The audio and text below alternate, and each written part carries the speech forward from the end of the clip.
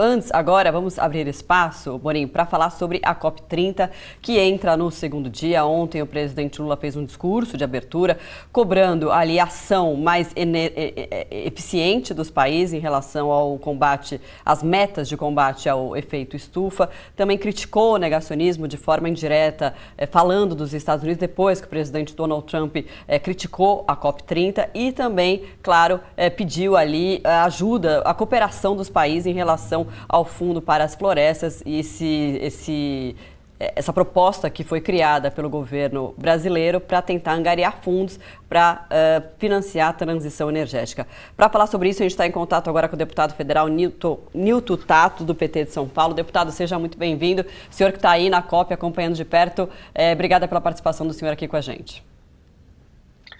Boa tarde, obrigado pelo convite. Bom dia, né, ainda.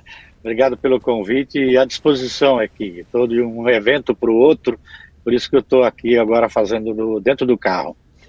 Não tem problema. O que importa é mesmo a informação. Até agradeço a disponibilidade do senhor. Agora, deputado, bom, o presidente Lula falou ontem na abertura, a gente teve a cúpula de líderes na semana passada, traçando ali algumas diretrizes. O que a gente pode esperar para essa COP? Olha, eu tenho uma expectativa muito grande com relação aos resultados dessa conferência. Primeiro, pelo fato dela estar acontecendo na cidade de Belém, no coração da Amazônia. Eu que participo já de várias COPs há bom tempo, essa acho que é a 12ª que eu participo. Geralmente elas acontecem nas cidades mais bem estruturadas. É como se no Brasil fosse fazer em Brasília, São Paulo, Rio de Janeiro. E aí tem todo o simbolismo, né, desse debate e dos desafios que estão, né, nesse debate no âmbito global para o enfrentamento da crise climática.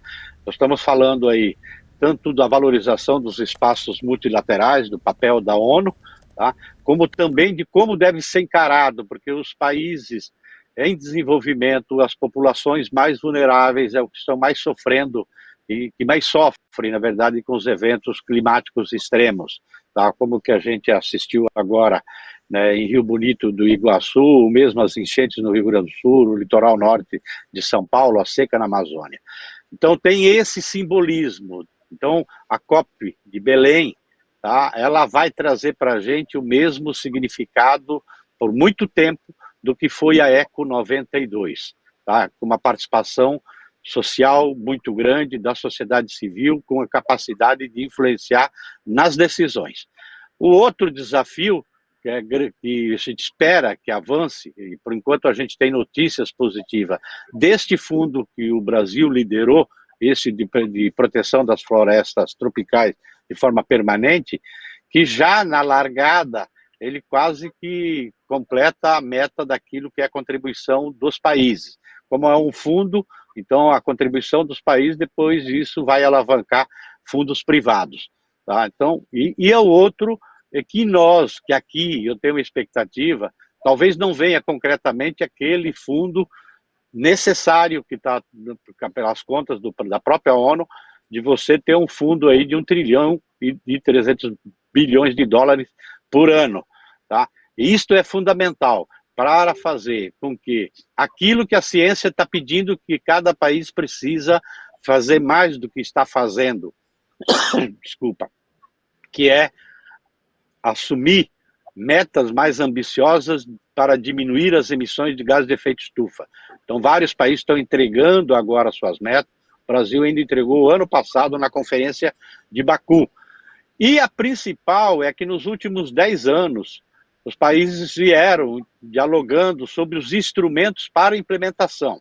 E desses instrumentos é principalmente este fundo, os instrumentos financeiros, para apoiar os países em desenvolvimento a tocar as suas metas internas de mitigação, que é diminuir as emissões de gases de efeito estufa, e aí agora a agenda principal, que é a agenda da adaptação, que é tão necessário.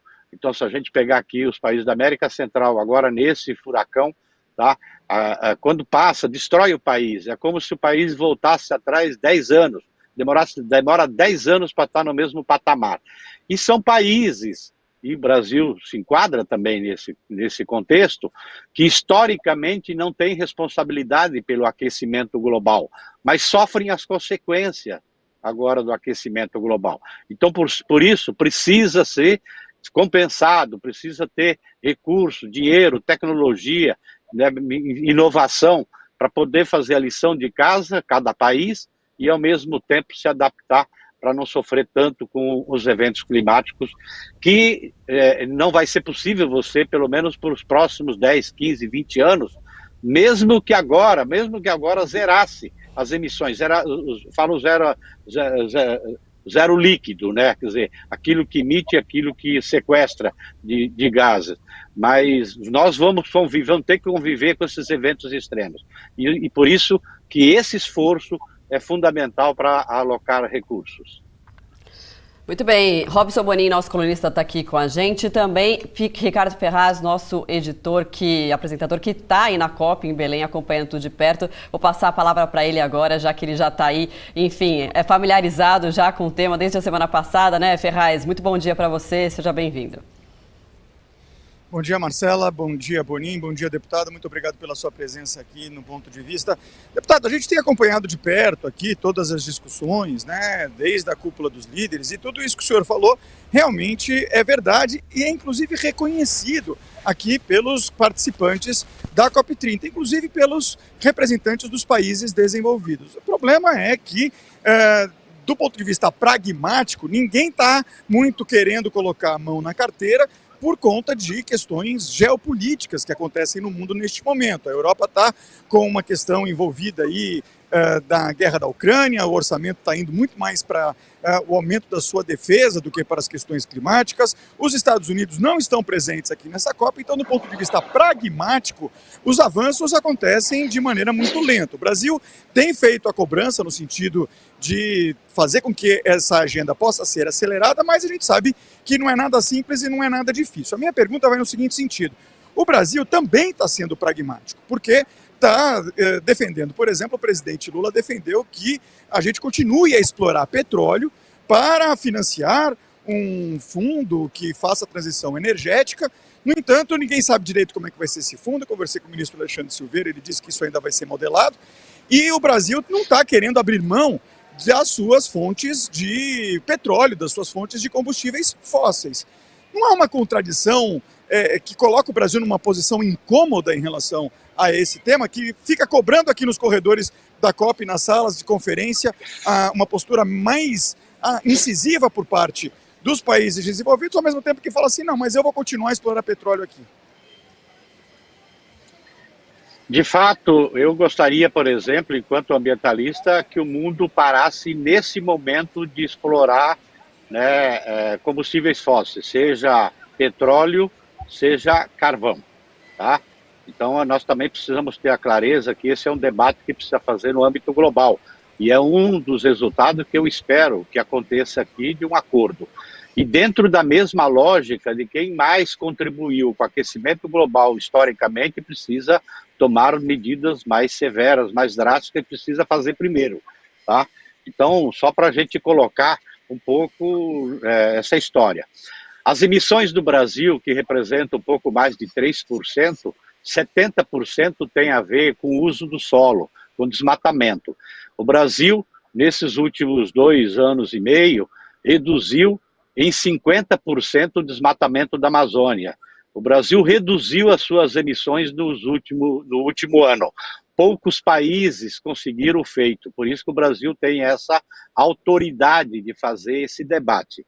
Então é contraditório, mas eu espero que nós tivemos agora, nas últimas 2 COPs, que apareceu o tema dos combustíveis fósseis na COP, depois de 30 anos, 28 anos, tá? E aqui a gente espera que agora avance um pouco mais no sentido de estabelecer metas.